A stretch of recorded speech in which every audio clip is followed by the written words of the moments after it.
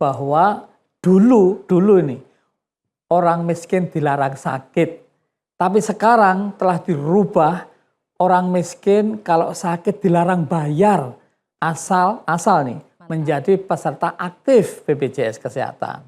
Nah, pemerintah telah menggelontorkan per tahun tadi sampaikan paling tidak itu adalah 65 triliun, yaitu sekitar 96,8 juta orang.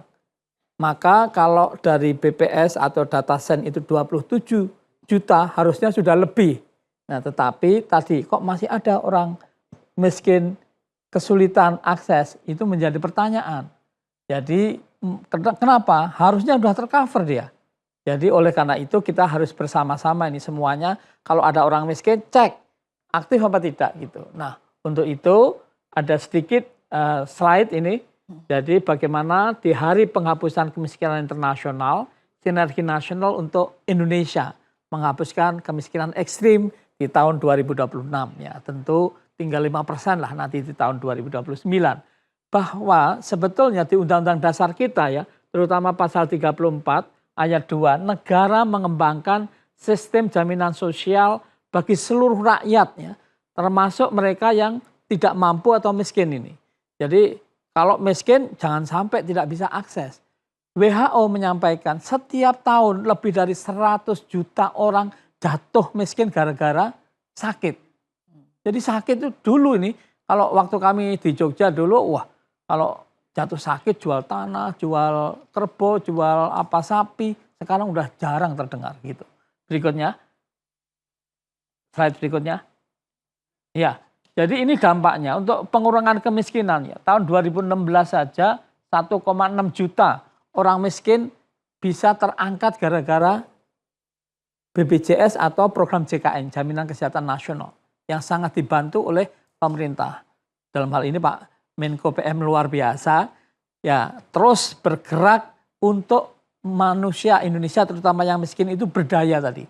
Nah, untuk itu tidak hanya mencegah kemiskinan, tapi juga menurunkan koefisien Gini, memberikan pekerjaan ya. Jadi menurut saya konsepnya itu jangan sampai setiap orang itu kalau sakit kemudian di situ ditarget duit. Karena nanti jadi orang sakit membangun orang sehat. Ini secara konseptual salah. Jadi harus kita menyehatkan orang, masyarakatnya termasuk orang miskin. Kalau sehat mereka bisa membayar pajak. Membayar pajak kemudian menciptakan ekonomi, pekerjaan, sektor informal berkembang. Nah, negara bisa pertumbuhan ekonomi terjadi kayak gitu. Berikutnya, nah slide, ya kalau kita lihat ini banyak yang belum tahu bahwa dikira BPJS itu cari profit, bukan. Ini lembaga hukum publik, bukan badan usaha yang mencari profit. Nah memang anggarannya inilah konsep gotong royong. Kalau kita lihat Harvard yang kemarin Mei itu melakukan semacam studi dengan 200.000 orang, 700 miliar rupiah, itu ditanya ya tentang istilahnya global flourishing study. Ya, itu penelitian tentang gimana sebetulnya kebahagiaan yang sejati. Indonesia top nomor 1. Kenapa? Karena ada gotong royong. Nah, nilai gotong royong ini yang merupakan ya nilai bangsa Indonesia yang real dirasakan ratusan juta penduduk, termasuk penduduk yang miskin. Sehingga tadi sama Pak Menko sampaikan kalau orang kaya kok nggak sakit, ya jadi peserta aktif itu artinya membantu sama anak bangsa kayak gitu. Berikutnya, nah slide, ya ini orang tidak paham, dikira BPJS itu seluruhnya, pokoknya kalau kok nggak ada dokternya, dokter telat, obat kosong, ini gara-gara BPJS. Bukan, BPJS itu hanya di demand side, orang nggak punya akses, bisa punya akses yang tidak kesulitan keuangan gitu. Kalau orang WHO-nya bilang, everyone, every time has access of quality healthcare without financial hardship gitu. Jadi harus bisa mampu diakses. Tapi kalau yang sifatnya supply side, bukan BPJS, kok dokternya nggak ada, BPJS nggak ngurus itu. Nggak tanggung jawab itu, kok obatnya kosong, BPJS tidak ngurusi itu, ada yang ngurusin. Loh, kok alatnya jelek atau vaskesnya jelek, bukan BPJS itu. Kalau antri, wah BPJS bantu, pakai apa? transformasi digital. Kita pakai mobile JKN.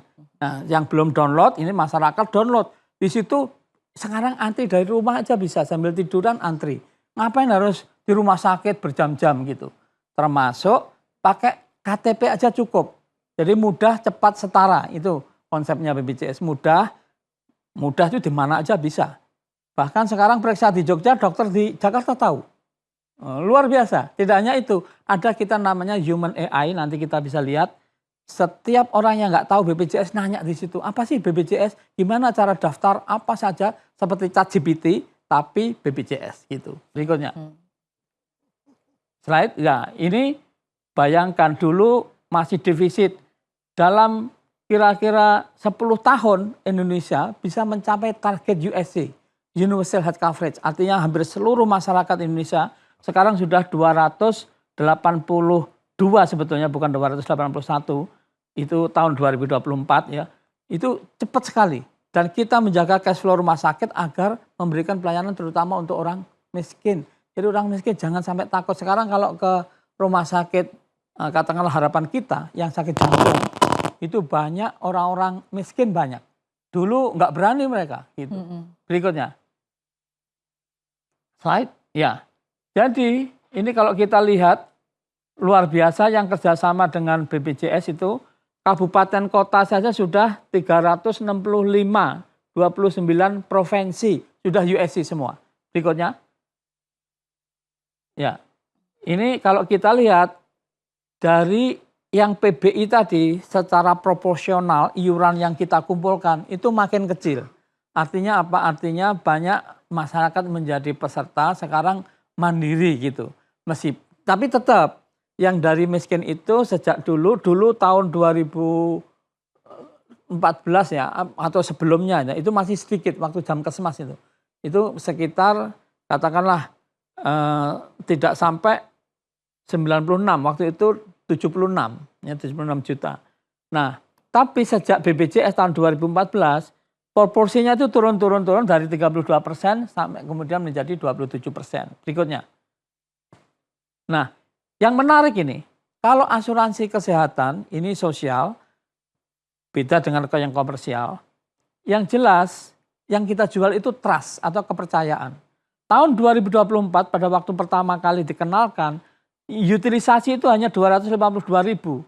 Lalu sekarang tahun 2024 aja 1,9 juta.